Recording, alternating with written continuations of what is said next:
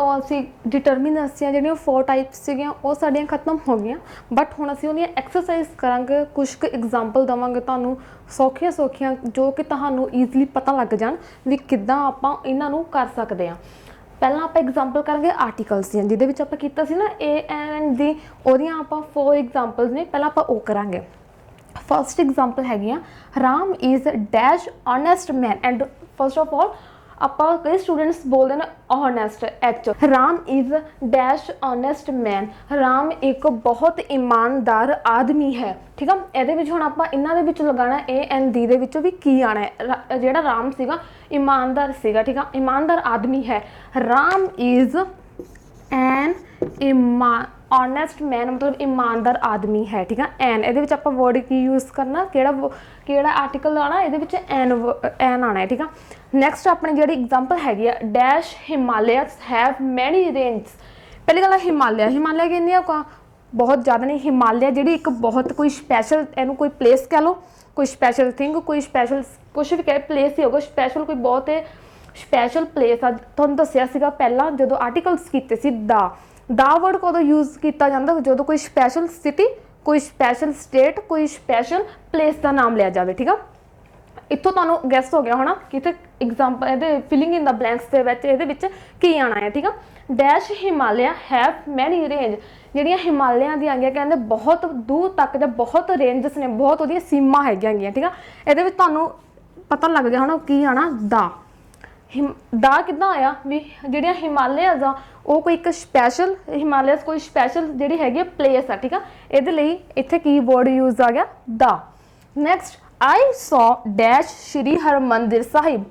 पहली गल इत्थे सौ आ गया तो ओबवियसली गल है कि पास्ट की गल हुई होगी। ठीक है, सौ हुंदा फर्स्ट फॉर्म दी हुंदी है सी, तो सौ आया मतलब वर्ब दी सैकेंड फॉर्म मतलब पास्ट दे विच कि मैं आई सौ कि मैं देखिया सी डैश श्री हरमंदिर साहिब, कि मैं हरमंदिर साहिब देखिया सी। हुण हरमंदिर साहिब आ ये बहुत एक स्पैशल प्लेस आ। ठीक है, बहुत मतलब ये अगे फिर की वर्ड आऊगा आर्टिकल आऊगा दा। आई सौ दी श्री हरमंदिर साहिब कि मैं हरमंदिर साहिब देखिया सी, जो कि मतलब एक स्पैशल कह सकते हैं या इंपॉर्टेंट प्लेस आ जो हैगी ये इन्ना पंजाब दे विच मन्नी जाती है। तो ये अगे ओबवियसली गल आ कि दी आऊगा I saw the Shri Harmandir Sahib. Last our principal is dash intelligent man.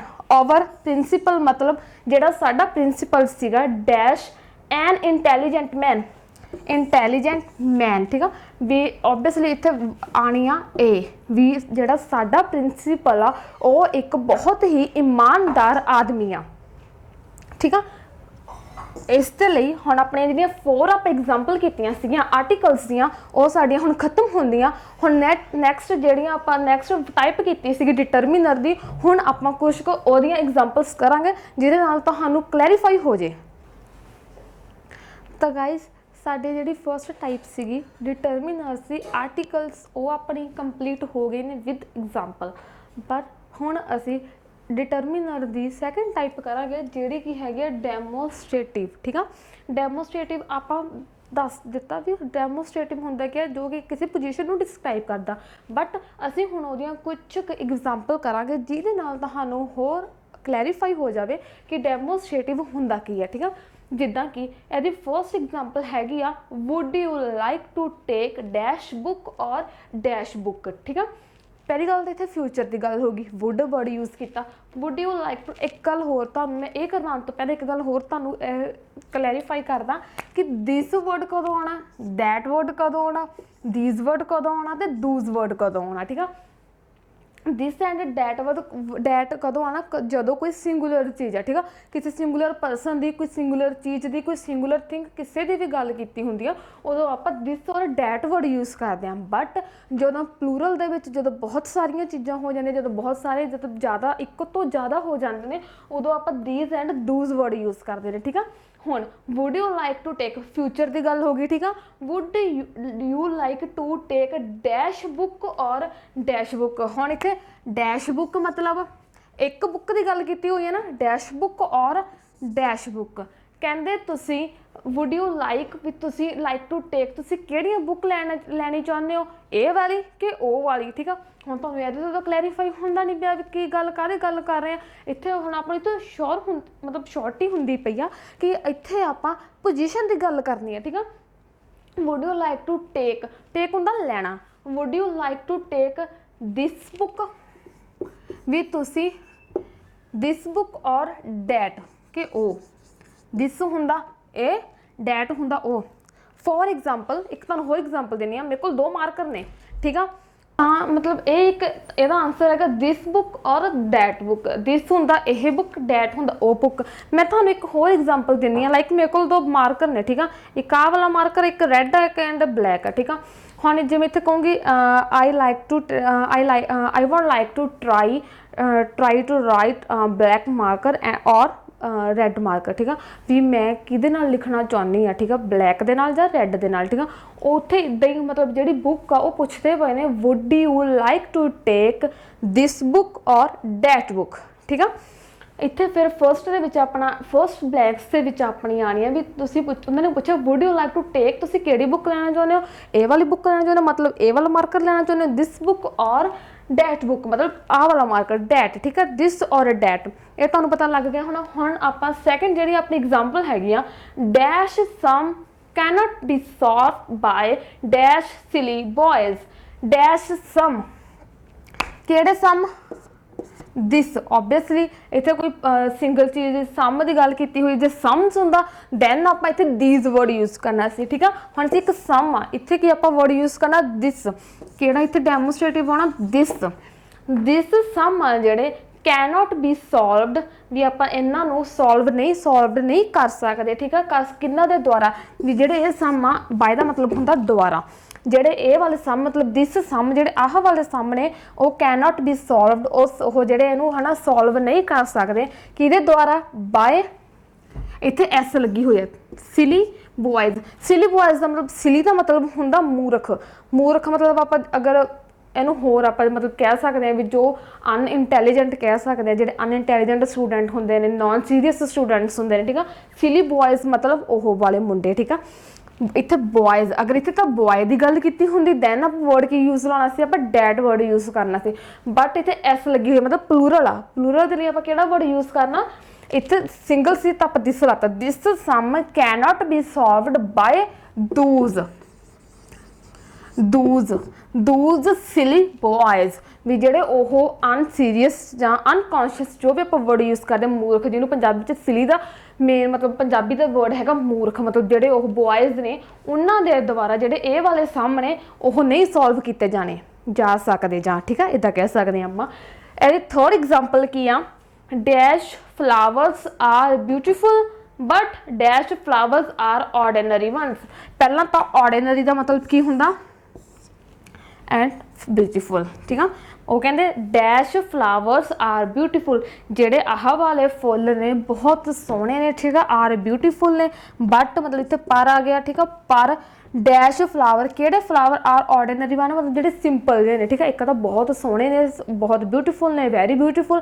Ordinary one ਜਿਹੜੇ ਸਿੰਪਲ ਨੇ। ਠੀਕ ਆ, ਉਹਨਾਂ ਨੂੰ ਕੀ ਕਹਿੰਦੇ ਆ, ਆਰਡੀਨਰੀ ਵਨਸ। ਠੀਕ ਆ, ਡੈਸ਼ ਫਲਾਵਰਸ ਆਰ ਬਿਊਟੀਫੁਲ, ਕਿਹੜੇ ਫਲਾਵਰਸ ਬਿਊਟੀਫੁਲ ਨੇ, ਪਲੂਰਲ ਵਰਡ ਯੂਜ਼ ਕੀਤਾ ਹੋਇਆ, ਫਲਾਵਰਸ ਵਰਡ ਯੂਜ਼ ਕੀਤਾ ਤਾਂ ਇੱਥੇ ਕੀ ਆਣਾ, these flowers are beautiful, but ਜਿਹੜੇ ਉਹ ਵਾਲੇ ਨੇ those flowers are ordinary ones. ਠੀਕ ਆ, ਲਾਸਟ ਆਪਣੀ ਐਗਜ਼ਾਮਪਲ ਹੈਗੀ ਆ, he like this pair of trouser.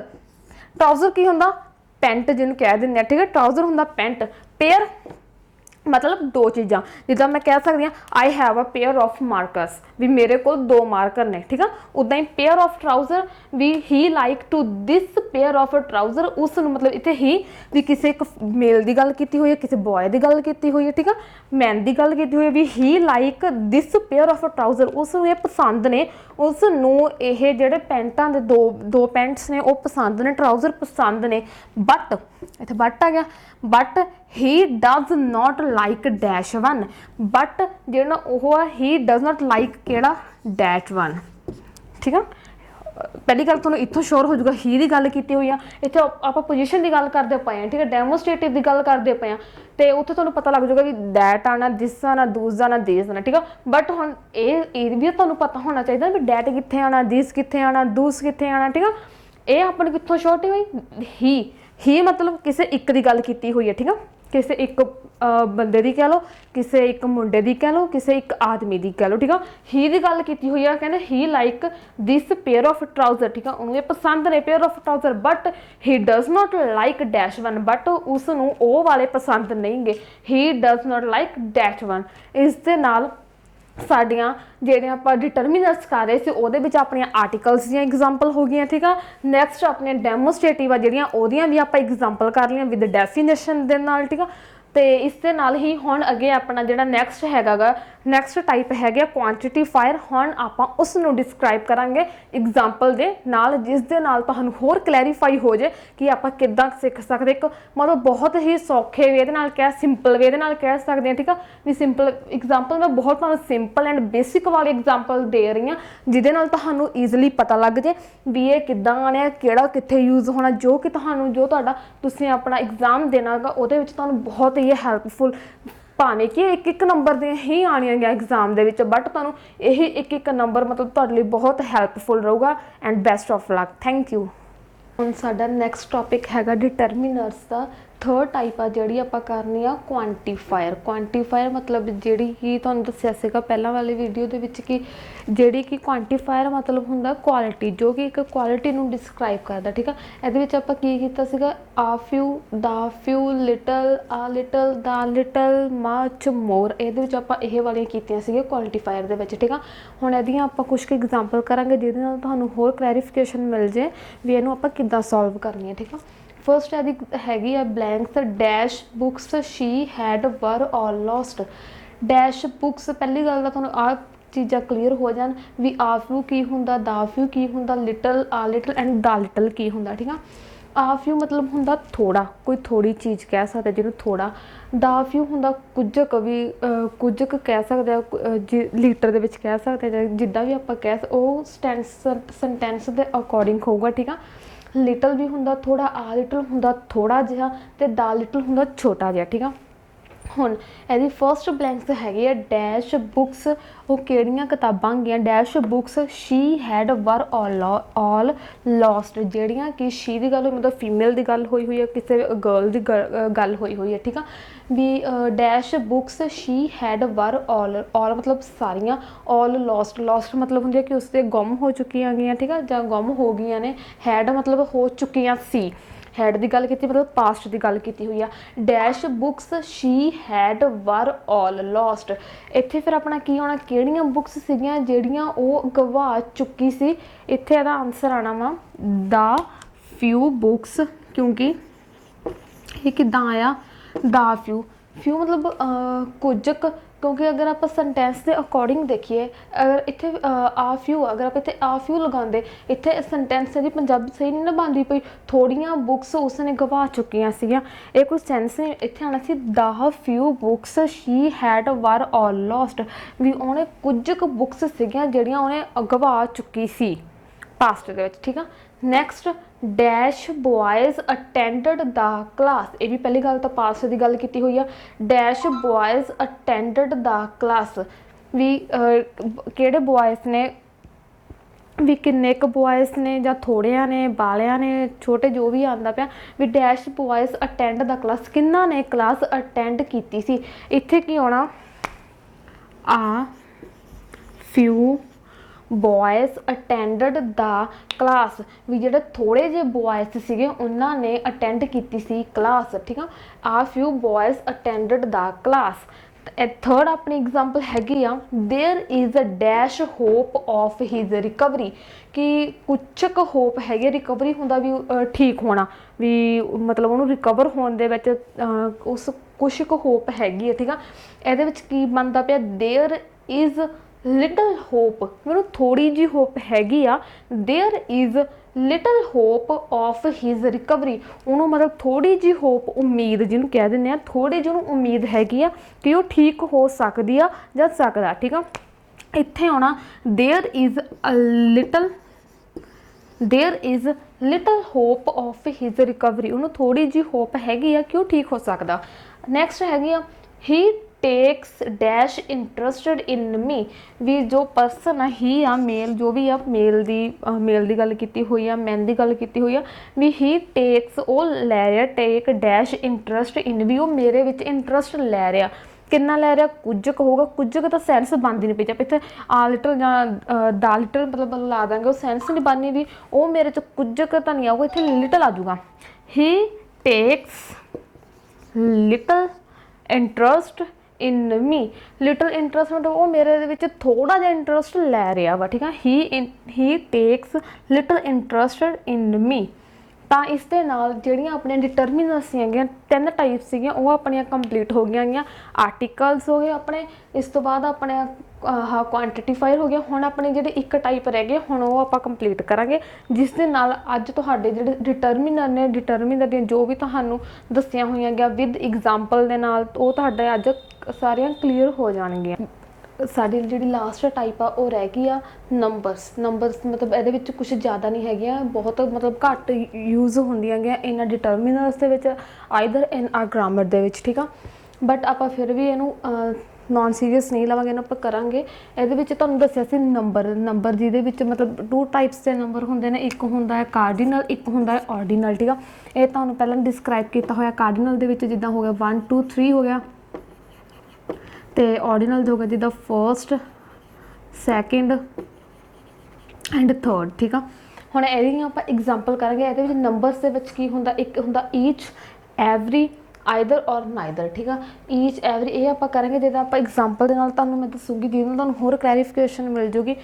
Dash PAN cost 10 rupees, ਕਿਹੜਾ ਪੈਨ, ਡੈਸ਼ ਪੈਨ ਕੋਸਟ ਮਤਲਬ ਉਹਦੀ ਉਹ ਇੰਨੀ ਉਹਦੀ ਹੈਗੀ ਆ, ਕੋਸਟ ਹੈਗੀ ਇੰਨੇ ਪੈਸੇ ਹੈਗੇ, ਇੰਨੀ ਮਹਿੰਗੀ ਹੈ। ਡੈਸ਼ ਪੈਨ ਕੋਸਟ ਕਿੰਨੇ, ਉਹਦੀ 10 ਰੁਪਏ, ਉਹਦੀ ਪੈਨ ਦੀ ਜਿਹੜੀ ਹੈ ਨਾ ਕੋਸਟ ਆ ਕਿੰਨੇ ਪੈਸੇ ਦੀ ਹੈ, 10 ਰੁਪਏ ਦੀ ਹੈ, ਠੀਕ ਆ।